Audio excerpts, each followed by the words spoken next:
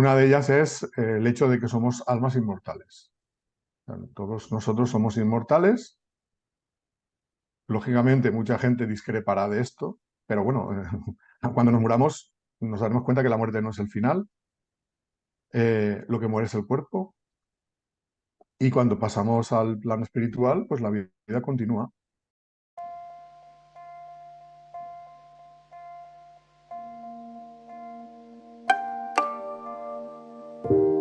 Vicent Guillem es doctor en ciencias químicas, es investigador y es escritor. Y además estás, Vicent, en este camino de conciencial, en el descubrimiento de la verdadera naturaleza del alma.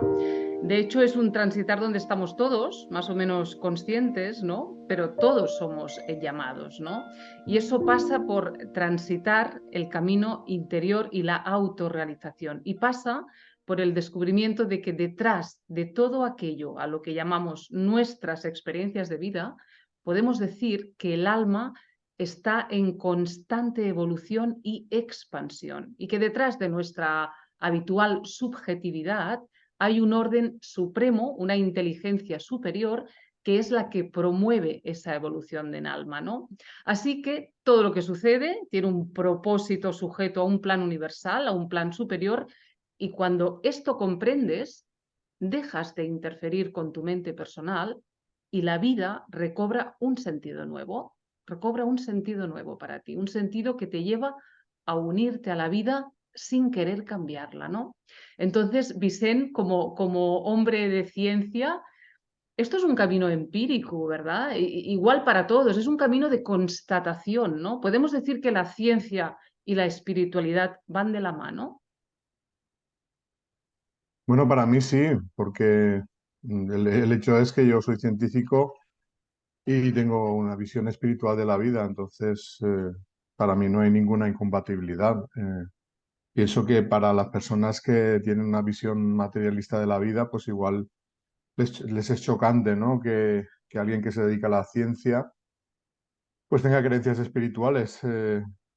Para mí eso es simplemente una visión limitada de la vida, ¿no? Porque para mí la ciencia debería ser la búsqueda de la verdad. Y para buscar la verdad, pues te tienes que meter en territorios que no han sido explorados, ¿no? Y no solo puedes explorar utilizando un equipo material, ¿no? Un microscopio o cualquier instrumento, ¿no? También están las experiencias personales, y puedes dedicarte a recoger esas experiencias. Y de hecho muchos trabajos científicos pues se basan en recoger las experiencias de, pues, por ejemplo, de los enfermos, ¿no? De una determinada enfermedad. O sea que las personas también podemos, con nuestros sentidos y nuestras experiencias, tener vivencias que, aunque se puedan situar en otro plano, digamos, más sutil, Ujú.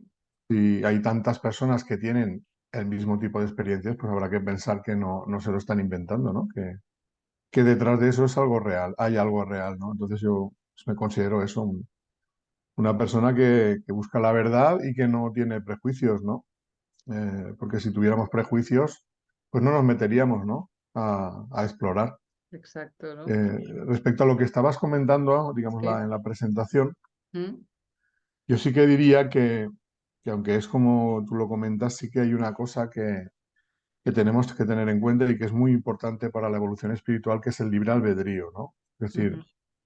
todos nosotros somos espíritus con libre albedrío, y la idea es que evolucionemos porque nosotros lo elegimos, no porque nos sintamos obligados por nada, ni por un ser superior, ni por nada, ¿no? Entonces, solo quería matizar ese aspecto, ¿no? Que la evolución uno no la tiene que vivir como algo forzoso, como algo inevitable, sino como una experiencia que uno elige, ¿no?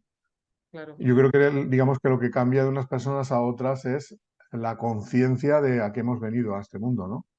Yo creo que la mayoría de personas hoy en día todavía, pues, viven como en la inconsciencia, ¿no? O sea, están en el mundo, viven, intentan pasárselo bien, Mm. ser felices a su manera. Cada uno, pues igual la felicidad la concibe de una manera diferente, para mí sí que hemos venido a ser felices, pero sobre todo el camino de la felicidad es a través de experimentar el amor. Entonces, si una persona en su vida pues no se dedica a cultivar el amor, pues no está evolucionando, está digamos, perdiendo el tiempo y en algún momento pues se tendrá que dar cuenta y cuando se dé cuenta, pues entonces vivirá la vida de una forma espiritualmente provechosa. Ujú. Claro, es un camino de constatación, ¿no? Donde abandonas las creencias y empiezas a constatar, ¿no? A través de ti, toda una serie de premisas que se van dando, por ejemplo, una premisa, Vicente, que es igual para todos, que es una ley, solo hay ahora. En el ahora, en el aquí y en el ahora no hay futuro, no existe el futuro, es tu proyección mental y el pasado existe si lo arrastras al presente, ¿no? Pero todo sucede en el presente, es un aquí y ahora, eso es una premisa irrevocable. A ver, yo opino que la visión sobre el tiempo mía creo que es la que muchas personas tendrán. El futuro todavía no ha ocurrido, el pasado ya lo que son los eventos que ya han pasado y entonces es cierto que lo que podemos vivir es el momento presente, ¿no? Pero claro, también tenemos que saber que según las decisiones que vamos tomando, nuestro camino irá inclinando hacia un lado y hacia otro, ¿no? Quiero decir que uno puede hacer planes de futuro, ¿no? De pensar, si yo voy tomando estas decisiones, ¿esto dónde me conduce? Yo eso no lo veo mal. Y al final, aunque sí que es cierto que hay unas leyes para mí que que no se pueden cambiar, ¿no? Inmutables. Para mí son las leyes espirituales. Sí que es cierto que no todas las personas tienen la misma visión sobre la realidad espiritual, ¿no? Quiero decir que la realidad espiritual o por decirlo de alguna manera, la verdad sobre la espiritualidad, uno no la descubre de la noche a la mañana, ¿no? Digamos que es un proceso en el que uno pues tiene que ir eh, dándose cuenta de las cosas, ¿no? Y en cierta manera eso hace inevitable que cada persona tenga una visión diferente, ¿no? Y eso podríamos llamar creencia, ¿no? Es verdad que hay creencias que son personales. Yo considero que yo no me considero parte de ninguna religión, ¿no? Porque considero que la religión en cierta manera, es algo impuesto, ¿no? Como alguien te dice lo que tienes que creer estés de acuerdo o no, te lo tienes que comer todo, ¿no? Todo el pack, ¿no? Entonces las religiones, para mí hay muchas falsedades que se han dado como originarias de Dios y no lo son. Vienen del egoísmo del ser humano. Hay algunas cosas que sí que son verdaderas, por ejemplo, el mensaje de amor al prójimo, que creo que está en casi todas las religiones. Eso sí es verdadero. Pero muchas otras cosas pues han sido añadidas por el ser humano, ¿no? Entonces, mientras tú no te des cuenta de ese detalle, pues tus creencias estarán adulteradas, ¿no? Respecto a la verdad, ¿no? En cierta manera, podríamos decir que el proceso de evolución también tiene que ver con el ser cada día más consciente de cuál es la verdad, ¿no? O sea, la, la visión que vayamos a tener cada uno de la realidad, yo creo que es muy difícil que sea la misma, ¿no? Siempre habrá detalles en los que cada persona lo vea de una manera. Pero para mí hay una serie de cosas que son, yo por lo menos lo vivo como una realidad, ¿no? Una de ellas es el hecho de que somos almas inmortales. O sea, todos nosotros somos inmortales. Lógicamente, mucha gente discrepará de esto, pero bueno, cuando nos muramos nos daremos cuenta que la muerte no es el final, lo que muere es el cuerpo, y cuando pasamos al plano espiritual, pues la vida continúa. Lógicamente, mucha gente discrepará de esto, pero bueno, cuando nos muramos nos daremos cuenta que la muerte no es el final, lo que muere es el cuerpo, y cuando pasamos al plano espiritual, pues la vida continúa. Estaremos un tiempo allí, sobre todo repasando una de las las cosas que haremos será repasar todo lo que hemos hecho en esta vida física, sobre todo para sacarle todo el jugo, ¿no? Todo el aprendizaje. Ahí tendremos, lógicamente, nuestra vida, nuestras funciones en el plano espiritual. No pensemos que el mundo espiritual es un lugar difuso y vacío donde los espíritus pululan sin saber a dónde ir. Ahí hay una realidad, ¿no? Tan tangible como para nosotros es el mundo material. Y también es cierto que una vez pasamos un tiempo allí y sentimos la necesidad de ponernos a prueba en aquellas cosas que hemos aprendido, pues volvemos a encarnar. Venimos a este mundo, volvemos a nacer en otra familia, en otro lugar, y así, vida tras vida, pues vamos evolucionando, ¿no? Entonces, para mí la reencarnación es otra realidad, otro hecho que además, independientemente de las creencias religiosas, podemos constatar, ¿no? Con los testimonios de la gente que recuerda otras vidas y muchos de esos testimonios son de niños pequeños que tienen poca edad, que todavía no tienen una formación en ninguna religión y que están contando pues que ellos vivieron De hecho, muchos de ellos se identifican más con la familia de la vida anterior que con la actual, ¿no? Y suelen pedir que quieren volver con su familia, ¿no? Entonces, esos testimonios están ahí, hay científicos que los han investigado. Y claro, para mí eso es una prueba de que la reencarnación existe, igual que los testimonios de las experiencias cercanas a la muerte son una constatación de que la vida continúa más allá de la muerte y que en algunos casos podemos volver de ese camino, ¿no? Quiero decir, temporalmente podemos echar marcha atrás en algunos casos y volver, regresar a este mundo y contar lo que nos ha pasado, ¿no? Entonces, alguien podrá, es que a mí me hace gracia mucho cuando se habla sobre el tema de la muerte, que suele ser un tema tabú, pues que alguien siempre suele hacer el comentario, sobre todo pues si no tiene ninguna creencia en la vida después de la muerte, suele hacer el comentario de no podemos saber lo que hay más allá de la muerte porque nadie ha vuelto para contarlo. Cosa que no es Y, verdad. y eso no es cierto, exacto. De hecho, está comprobado que alrededor del 4% de toda la población en algún momento de su vida tendrá una experiencia cercana a la muerte.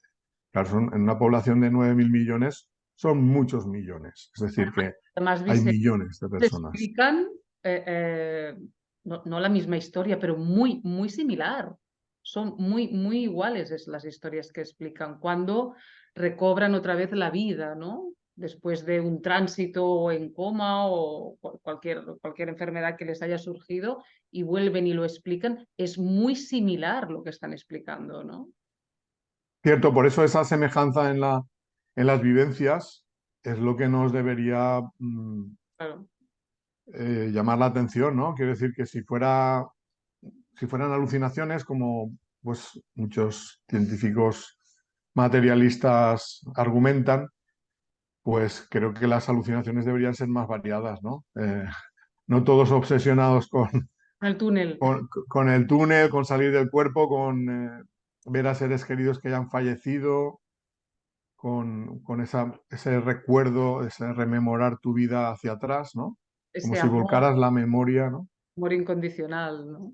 Correcto, y esa sensación de que, pues que en este mundo no, no percibimos la realidad de lo potente que es el amor, ¿no? Porque, pues eso, muchos de ellos manifiestan esa sensación de sentirse amados, ¿no? Y bien por esos seres queridos o bien por guías que también a veces acuden a nuestro encuentro, pues esa sensación de sentirse tan amados les hace pues no querer volver, ¿no? De hecho, la mayoría les hubiera gustado quedarse allí y no tener que regresar a este mundo, ¿no? Entonces, para mí, pues eso son evidencias, testimonios, que si uno pues quisiera tomarlos en cuenta, pues le ayudarían a reforzar esa creencia, ¿no? Que pues, muchas personas pues a lo mejor tienen la duda por no haberlo vivido ellos en carne propia, ¿no? Pero lógicamente, aunque no lo hayas vivido,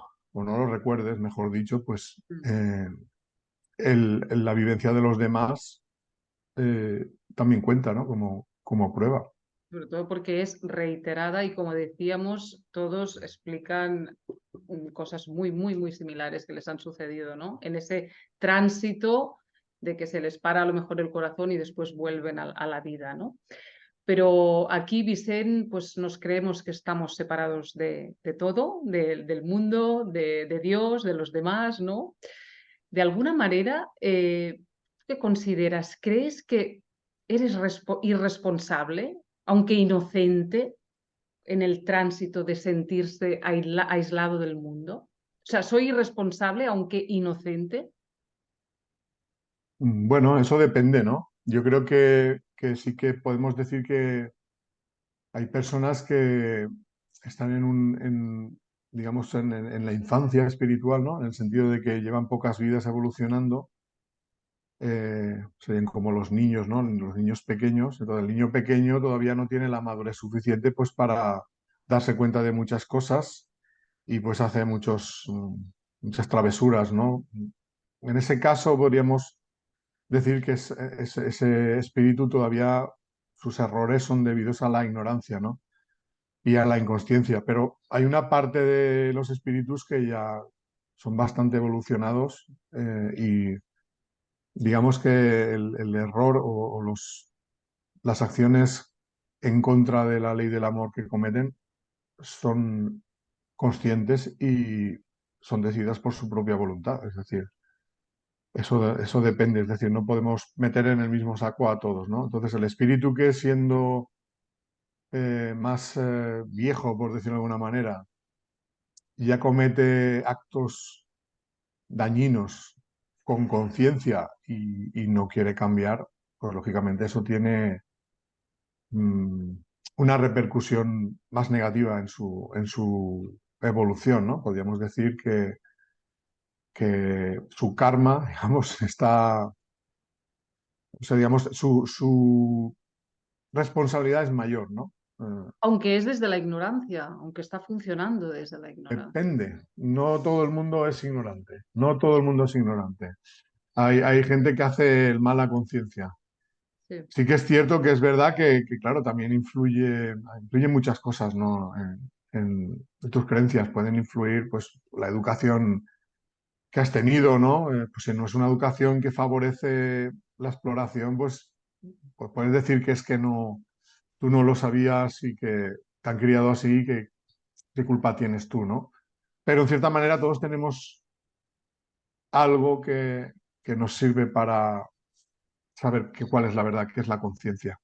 Exacto. Entonces, mm, si tenemos la conciencia limpia, vamos bien. Si tenemos la conciencia que nos remuerde, en cierta manera sabemos que no vamos bien. Y ahí podríamos utilizar eso para cambiar el rumbo, ¿no? Entonces, por eso digo que puede ser que una parte sea por inconsciencia, pero también hay una parte de la gente que no se mete a explorar, ¿no? Podríamos decir que mucha gente dice, cuando ya ha pasado al otro plano, ¿no? Ay, si yo hubiera sabido todo esto, ¿cómo de diferente hubiera vivido la vida? Y la pregunta mía sería, eh, ¿y no lo podías haber visto antes? Quiero decir, ¿te ha hecho falta morirte para ver la realidad? No O pudo, sea, en no, algunos casos a lo mejor sí, pero en otros no. Yo creo no, que claro, no pudo abrirse a ello, no pudo llegar a tener esa apertura, ¿no? o a veces no quiso abrirse a ello. A veces no. Quiero decir que Mm, tampoco es una. Yo tampoco. Todo esto no lo digo para culpabilizar ni nada, ¿no? Quiero decir que en el mundo espiritual el concepto de castigo pues no existe. Quiero decir que cuando a uno le pasa algo negativo como consecuencia del karma, no es porque quieran vengarse de ti, sino simplemente porque la ley es inmutable, la ley de causa-efecto, ley de justicia espiritual, y te enfrenta exactamente con tus propias acciones. O sea, lo que tú haces es lo que recibes, ¿no? Lo que decía Jesús de se cosecha lo que se siembra. Entonces, cuando tú recibes algo y ese algo te hace sufrir, pues es cuando muchas veces tomas conciencia de que también ha sufrido aquel que recibió esos mismos actos de tu parte, ¿no? Entonces, forma parte del aprendizaje que te llegue a ti, ¿no? Y de hecho, muchas veces cuando pasas al otro plano y haces el repaso de la vida, ya no solo la vives desde tu perspectiva, sino que empiezas a sentir todo aquello que sintieron aquellos que fueron, digamos, Eso. receptores de Ujú. tus acciones, ¿no? Entonces, eso te ayuda a darte cuenta, ¿no? A empatizar, ¿no? Y a darte cuenta de hasta qué punto has contribuido a la felicidad de los demás o has contribuido a la desdicha de los demás, ¿no? Claro, pero si Entonces, no yo pienso que estoy Vicen, en esa conciencia de unidad, ¿qué pasa? Que estaré pendiente de un punto, de mi propio interés, ¿no? De un solo punto en el todo, ¿no? Y eso te convierte en una víctima o en un verdugo, ¿no? Porque tu estrategia, más o menos inconsciente, va a ser la de manipular la situación o manipular a la persona, ¿no? Queriendo cambiar al otro y a la situación, porque nunca es suficientemente buena, ¿no? Porque siempre puede mejorar. Ese es el sistema egoico, ¿no? Después de todo, el sistema de pensamiento egoico es sumamente previsible, ¿no? conforme yo lo veo, digamos que el ser humano en la evolución va a pasar necesariamente va a pasar por una etapa de egoísmo, ¿no? En el sentido de que, de cierta manera, el proceso de individualización espiritual necesita que tú afiances tu individualidad y la separes de la voluntad de tus guías, ¿no? Por decirlo de alguna manera, por poner un ejemplo, es como cuando el niño pequeño se va haciendo mayor y llega a la adolescencia. Cuando el niño es pequeño, digamos que no tiene todavía capacidad para decidir por sí mismo, ¿no? Entonces los padres le guían, ¿no? Pero poco a poco va creciendo, va madurando, va adquiriendo capacidades y de forma innata el niño siente la necesidad de tomar sus propias decisiones Mm, y ya separarse de las decisiones de los padres, ¿no? Y eso sería, digamos, el culmen de eso es la etapa de la adolescencia, ¿no? Que pues hay niños que se vuelven rebeldes precisamente por esa necesidad de tomar sus propias decisiones. Esas decisiones pueden estar equivocadas o no, eh, pero el niño o el adolescente necesita experimentar por sí mismo, ¿no? mm, Y entonces, pues, debido a esa ignorancia y esa inexperiencia, pues muchas veces acaba cometiendo errores. Pero eso es necesario para que él vaya forjando su propia personalidad, ¿no? Y que no sea todo decidido por sus padres, porque eso le convertiría como en un ser dependiente, ¿no? Y eso no es lo que se pretende. Entonces, digamos que el espíritu va a pasar por esa etapa egoica, donde principalmente va a mirar por sí mismo, ¿no? O sea, lo que más le importa es su satisfacción personal, de sus deseos y necesidades, y inicialmente pues pone poca atención en las necesidades y los deseos de los demás, ¿no? Entonces, y ahí es cuando empieza a cometer actos egoístas, ¿no? mm. Digamos que no es que empiece, es que ya son decisiones que él va tomando equivocadas y entonces ya le podemos atribuir pues responsabilidad en ellas, ¿no? Entonces se tiene que dar cuenta que no es solo eso, o sea, que también los demás tienen derecho a ser felices, a tener su propia vida y entonces tienes que poner frenos a ese deseo de quererlo dominar todo y que todo el mundo gire en torno a ti, ¿no? Entonces, claro, eso te tienes que ir dando cuenta poco a poco. Yo lo estoy viendo, yo lo veo, yo soy profesor de secundaria, entonces veo que en cierta manera en cada vida es como si hiciéramos una recopilación de la evolución eh, espiritual, porque pasamos de nuevo por esas fases, ¿no? En el inicio de la vida, mientras el cuerpo está inmaduro, es como si fuéramos pasando por todas las etapas anteriores, ¿no? De vida donde somos dependientes de nuestros padres y poco a poco vamos madurando, ¿no? ¿Qué es lo que diferencia a unas personas de otras? Pues que el que está más avanzado, cuando llega a la etapa adulta, eh, digamos que llega más lejos. Mientras que el que está poco avanzado, podríamos decir que que se queda en el nivel en el que está, ¿no? Por eso hay personas que tienen 80 años e interiormente se comportan como adolescentes, mientras que a lo mejor hay niños de 10 años que les ves una madurez, una sensibilidad impropias de la edad que sorprende, ¿no? Mm. A los adultos, ¿no? Entonces, ese niño, aunque es físicamente un niño, espiritualmente ya es un espíritu Joder. maduro, ¿no?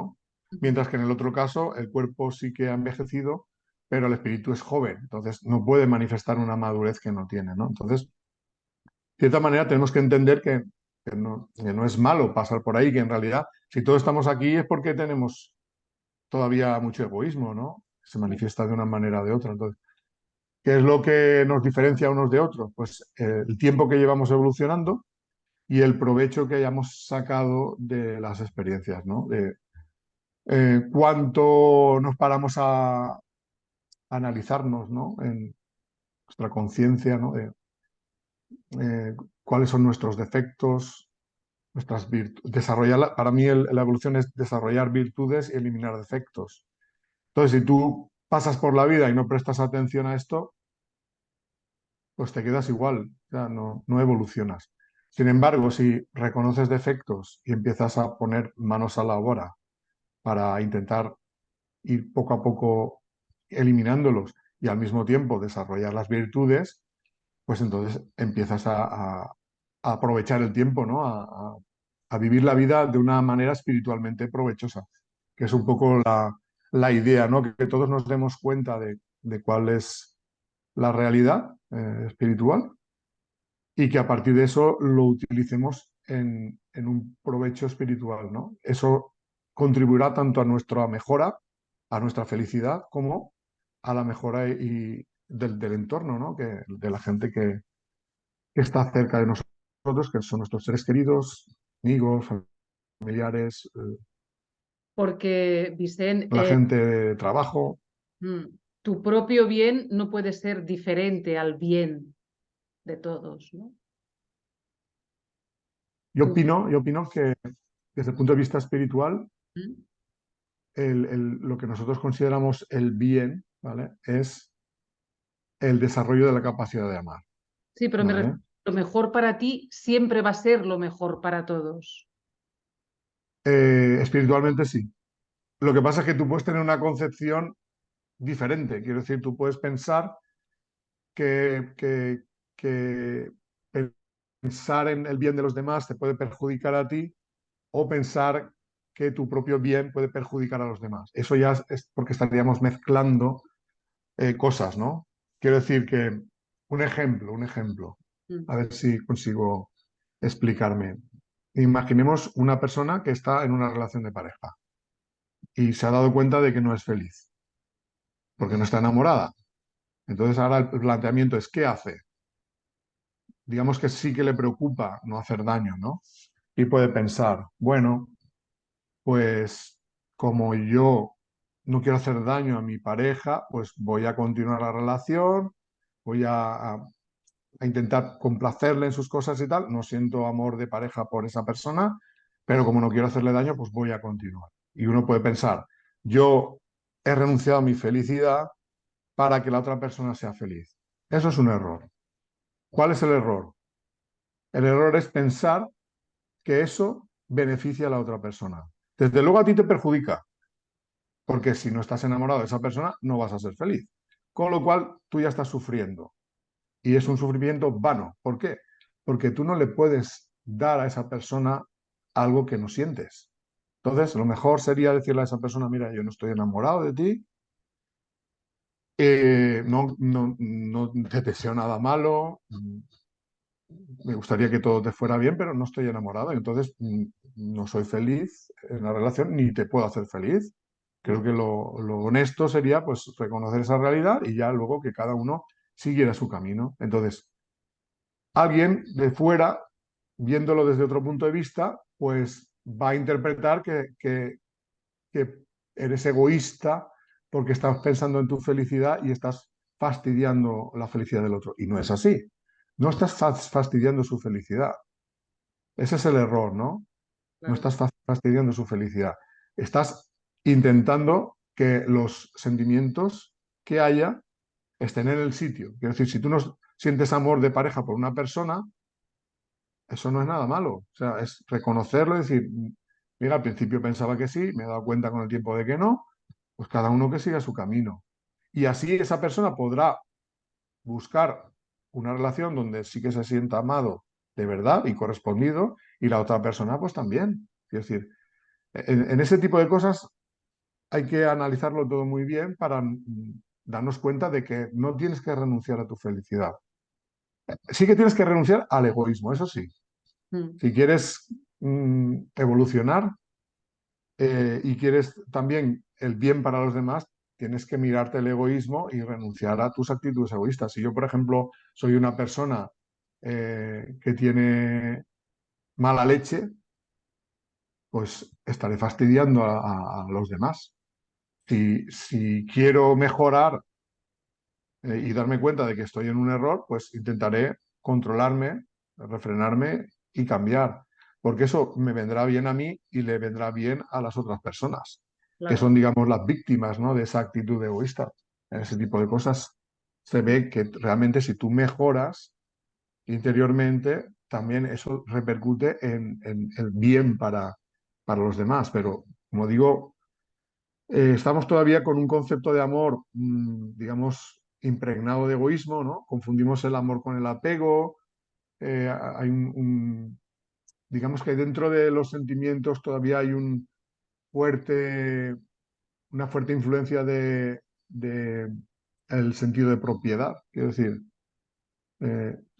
tenemos la creencia de que si tú quieres a alguien, esa persona te pertenece, como si tuvieras como una escritura, ¿no?, que te dice que esa persona te pertenece, y eso no es así. O sea, todos tenemos el libre albedrío, nadie es propiedad de nadie, ¿no? Entonces, todos estos problemas que vienen como consecuencia de las rupturas de pareja es por no entender cuál es la realidad del amor. Claro, Y el amor ha de ser libre e incondicional. claro. Eh, Estamos sí, tú amando no, desde la carencia, estamos amando desde un sentimiento profundo de carencia. Y este ejemplo que has puesto, Vicente, es relevante, porque fíjate que la honestidad, tu propia honestidad, libera al otro de sentirse atrapado en ese bucle, ¿no?, de incomprensión y de desamor, ¿no? O sea, cómo de importante es la honestidad, ¿no?, en el camino espiritual. yo creo que es el 100%, ¿no? O sea, honestidad, sinceridad, mm, va unido de la mano, ¿no? Creo que a veces el ser humano cree que puede engañar al mundo. Quiero decir, cree que si aparenta bondad, está evolucionando. Y lo que hace muchas veces es eh, volverse astuto para disimular el egoísmo. Pero claro, en el mundo espiritual nada está oculto y la realidad se ve tal y conforme es. Claro, Entonces, si digamos has llevado una vida en ese camino, cuando llegues allí te llevarás un gran chasco, porque claro, allí tú mismo te darás cuenta de que te has engañado a ti mismo. Que hayas podido engañar a otras personas en el camino, bien, pero principalmente a ti mismo. Y luego, claro, a la repercusión de tus actitudes egoístas sobre los demás, pues eso implica pues que tienes que reparar ese daño, ¿no? Entonces, yo creo que eso también pasa, ¿no? Que muchas personas, digamos que se acercan a la espiritualidad, pues con un buen propósito, pero impregnadas de egoísmo y sin la conciencia de qué es la espiritualidad, muchas veces al final se acaban convirtiendo en personas que hacen determinados rituales o determinadas prácticas eh, con el convencimiento de que eso les hace espirituales, pero se olvidan de lo más importante, que es el trabajo interior, ¿no? Un ejemplo, por decir algo.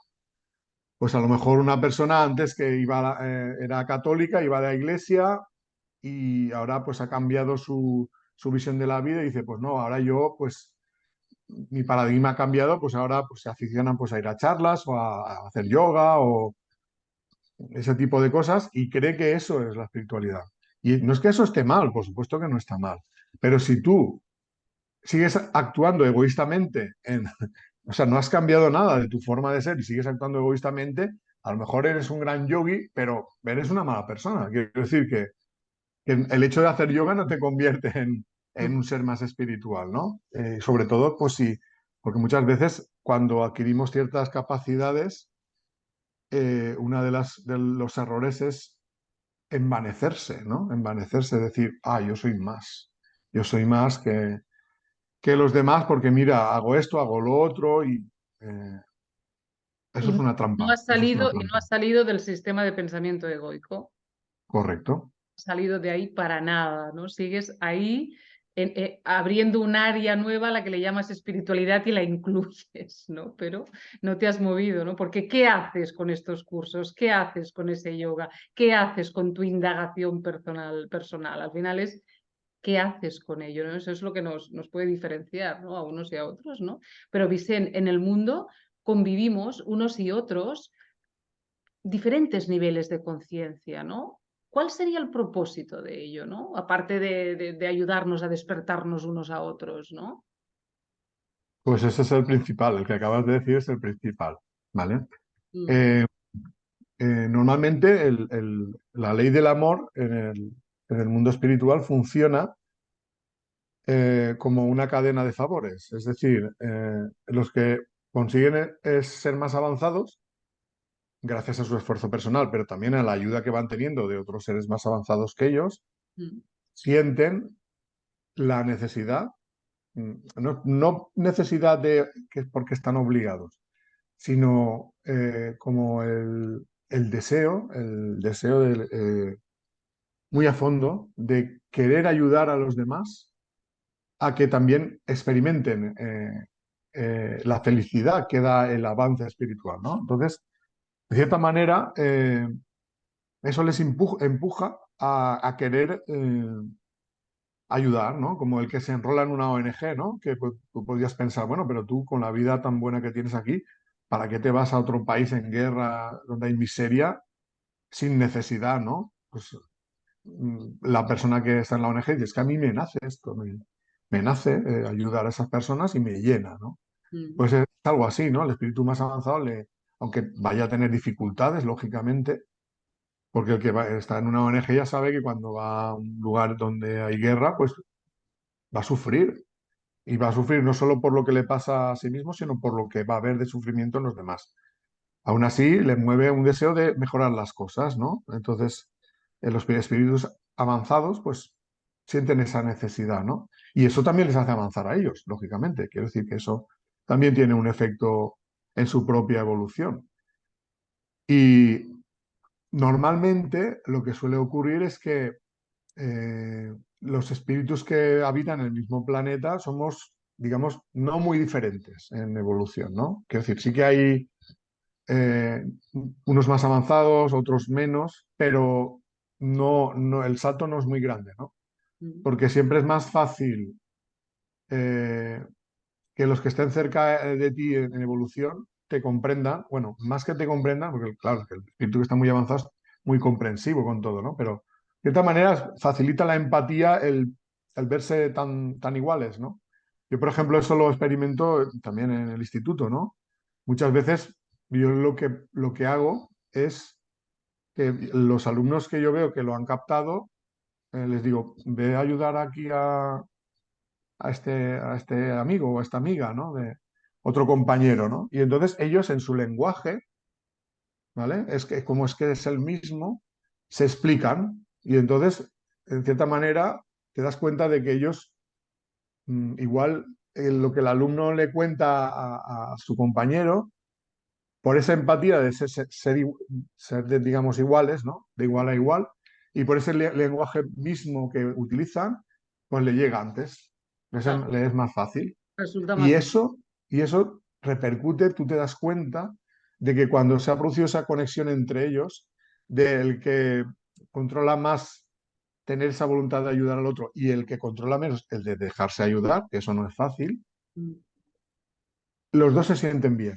claro. los dos se sienten bien, ¿no? Entonces, eso que puedes ver como en un instituto para cuestiones de matemáticas o ciencias o lo que sea, eso es extrapolable a todo en todos los niveles. O sea, no hace falta que seamos alumnos de nada, sino en general las personas, eh, siempre va a haber uno que por las vivencias o por las experiencias de otras vidas y de la actual, puede conocer mejor una determinada situación y le puede echar un cable a otra persona que está pasando por algo semejante. Y ahí está la persona digamos, tiene la capacidad de ayudar Mm. y la persona que tiene la necesidad de ser ayudado. Entonces, si los dos quieren, porque eso depende del libre albedrío, claro, ahí eso es una relación espiritualmente que puede hacer que los dos avancen y que sus lazos se estrechen. Por eso, cuando se eligen las condiciones de la vida, ¿no? Normalmente la configuración de las familias, quiénes van a ser los padres, los hijos, los hermanos, todo eso no es casualidad. Todo eso es elegido por nosotros antes de nacer con esa voluntad, ese espíritu de ayudarnos unos a otros, ¿no? Y hay veces que a lo mejor tú puedes ayudar a esa persona en un determinado aspecto y la otra persona está más avanzada en otra cosa y te puede ayudar a ti a mejorar algo en lo que tú vas menos avanzado, ¿no? Quiero decir que no siempre es una situación de el que está más avanzado ayuda al que está menos, sino que muchas veces están igual y se pueden ayudar mutuamente, porque lo que uno no ve, el otro lo puede ver. Entonces, es un poco como funciona la evolución, ¿no? Es Nos vamos cogiendo de la mano unos a otros para poder seguir avanzando. Cualquiera es nuestro maestro, desde un bebé a alguien muy evolucionado espiritualmente, ¿no? Es como decíamos, ¿qué haces con aquello que tienes ante ti, ¿no? Y tú siempre explicas, Vicente, que lo que tienes que hacer es amarlo. ¿Qué vas a hacer? No hay otra cosa que hacer, ¿no? Eso es lo que dice la ley del amor, ¿no, Vicente? Sí, sí, pero también yo entiendo que no es fácil que una persona pueda amar a su enemigo, ¿no? Ya, Jesús dijo, ama al prójimo como a ti mismo, ama a tu enemigo. Claro, eso así de buenas a primeras es duro, ¿no? Es duro de- bueno, o la mayoría de gente pensará, eso es imposible. Yo personalmente pienso que eso es difícil, ¿no? Porque también pues las experiencias que he vivido, pues a mí a determinadas personas que me han hecho daño, pues me cuesta, ¿no? Dar ese paso, ¿no? Pero ¿cuál es el camino, ¿no? Quiero decir, ¿cuál sería el principio de poder amar incondicionalmente? Pues la primera cosa, no vengarse. Quiero decir que cuando nos hacen algo y nos sentimos heridos por eso que nos han hecho, muchas veces el primer impulso es querer devolver el golpe. Es decir, como tú me estás haciendo sufrir, yo ahora te lo voy a hacer pasar a ti igual o peor. Entonces, la reflexión sería, no ese es el camino. ¿Que te ha dolido, que te ha hecho daño? Vale, sí, es cierto, te lo ha hecho. Primer paso, intenta a ver si puedes evitar que te continúe haciendo ese daño. ¿Vale? Ese es el primer paso. O sea, eso no, o sea, amar al prójimo como a ti mismo no es dejar que te hagan daño ahí todos los que quieran, no. Primero, intenta evitar que te hagan daño. Segundo paso, intenta eliminar de ti el deseo de venganza y el odio hacia el otro. Eso es muy importante. No alimentes el deseo de vengarte, no alimentes el odio, porque eso volverá digamos, a cerrar el círculo de ahora tú me haces daño, yo te lo hago a ti, luego tú me lo devuelves y así no acabamos, ¿no? Es un ciclo digamos, de devolverse golpes que al final el karma te hace tener que recibir el golpe, ¿no? Si tú lo das. Mm. Entonces, eh, refrenarse y decir, bueno, vamos a entender que estamos en un proceso de evolución, esta persona ha hecho esto, yo no quiero ser igual, no quiero ser igual, no quiero, si yo me creo mejor, ¿no? Porque solemos creer mejores, ¿cómo demuestro que soy mejor? Pues no poniéndome a la altura de esa persona que yo estoy diciendo que es tan mala. Eso es como cuando dicen, no, es que este asesino se merece la pena de muerte, ¿no? Y entonces yo eso también lo he experimentado con los alumnos, porque cuando tenemos momentos, pues les planteo cuestiones morales, ¿no? Sobre, por ejemplo, la opinión que tienen sobre la pena de muerte. Y te sorprenderías, a lo mejor no, pero en general yo me sorprendí de ver que niños de tercero de la ESO, la mayoría están a favor de la pena de muerte. Y eso que estamos en un país que no hay pena de muerte y que en la Unión Europea está prohibido. Es decir, si quieres ser de la Unión Europea no puedes tener pena de muerte. Pero Sin embargo, mayoritariamente en las están a casas, favor. otra cosa es en las casas, ¿no? Que Sí, se, pero aparte de en las casas, yo veo que sus ideas al respecto de esto se forjan mucho en redes sociales, porque muchas veces en casa ni se habla de estos temas, ¿no? Uno va viviendo la vida y no presta atención. Ojalá, debería ser así, deberíamos prestar atención a esto. Pero se ven muchas películas, ¿no? Películas del el justiciero, ¿no? Que, vale, han hecho esta barbaridad, vale, pues tú ahora tienes el derecho de matar a todos los que han participado en ese mal, ¿no? Y eso se va infiltrando en nuestras ideas, ¿no? Y en esa edad que todavía hay mucha inmadurez, pues todo eso va calando, ¿no? Y entonces el ojo por ojo está muy arraigado. Y entonces yo le pregunto, si tú, y de hecho se lo he preguntado, si a ti te propusieran ser el verdugo del que aprieta el botón, por decirlo de alguna manera, ¿tú querrías serlo o no? Pues hay gente que dice que sí. O sea, hay bastante gente que no tiene ningún problema. Y entonces yo les hago la siguiente reflexión. Si tú matas a alguien que es un asesino y que tú consideras que está mal, tú también eres un asesino. Por lo tanto, ¿en qué eres mejor que el otro? ¿Dónde está la Quiero diferencia? decir, exacto. Entonces, ¿dónde está la diferencia? Él ha matado, él seguramente tendrá sus motivos, aunque no los haya, pero se buscarán los motivos y tú también lo has hecho. Tú también vas a justificarte diciendo que el motivo es que esa persona ha hecho daño. Vale, pero el que tú le hagas daño a esa persona, ¿en qué mejora la situación? O sea, ¿vas a devolver a la vida al que ha sido asesinado? ¿Va a contribuir eso a una mejora de esa persona que ha cometido el asesinato? No va a mejorar en nada, simplemente será una venganza. Entonces, este tipo de cosas, los niños tienen que ir pensándolas, porque, porque de hecho todo eso contribuye al bullying. O sea, el bullying, estamos cansados de ver en la televisión, hay mucho bullying y la gente piensa que el bullying es que hay cuatro matones en los institutos que son súper malos, que son los que hacen el bullying y que el resto son ovejas inocentes. Y no es así, no es así. El que hace el bullying normalmente nunca reconoce que esté haciendo bullying. Para ellos es una broma, es una broma. Ahora, para el que lo recibe, no es una broma, te duele. Entonces, muchas veces te encuentras esa situación de cómo hacer ver a la gente que eso que tú consideras una broma a la otra persona le está doliendo. O sea, el tema de la empatía, ¿no? Porque ellos son de, a mí me has hecho algo, pues yo te devuelvo el golpe, no me lo vuelvas a hacer. Con el escarmiento que te voy a dar, voy a evitar que me lo vuelvas a hacer. Y es como una ley del ojo por ojo a escala adolescente, pues que hace que ellos mismos se vayan agrediendo unos a otros. Normalmente suele ser con cosas de poca intensidad, pero claro, una cosa de poca intensidad, mucho tiempo, y además que empieza a haber gente que se sume a eso, se convierte en algo de mucha intensidad. Entonces, en la vida nos pasa eso, también a los adultos, que muchas veces vamos por la vida un poco agrediendo a los demás con la justificación de, es que claro, si De yo no soy así, de defensarse, ¿no? De defenderte. eh, De defender. exacto, o sea, dices, es una forma de defenderme para que a mí no me ataquen.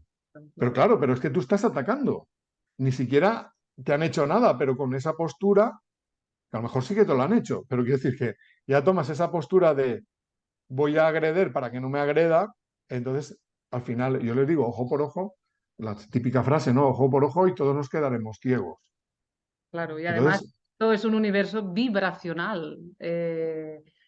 todo te lo estás haciendo a ti mismo, ¿no? Todo te lo haces a ti mismo, ¿no? Y todo aquello que hagas es aquello que vas a traer, ¿no? O sea que eso poco a poco hay que ir viéndolo, hay que ir viéndolo. Pero es verdad que ahora que dices esto de ojo por ojo, es que nos vamos a muy, muy atrás, ¿eh? Nos vamos a muy, muy atrás y estamos todavía aquí en esos niveles de conciencia, ¿no? Que vamos saltando, ¿no? Pero que están todos, ¿no? Que convivimos todos con cada uno el que tenga, ¿no? El que se haya trabajado, ¿no?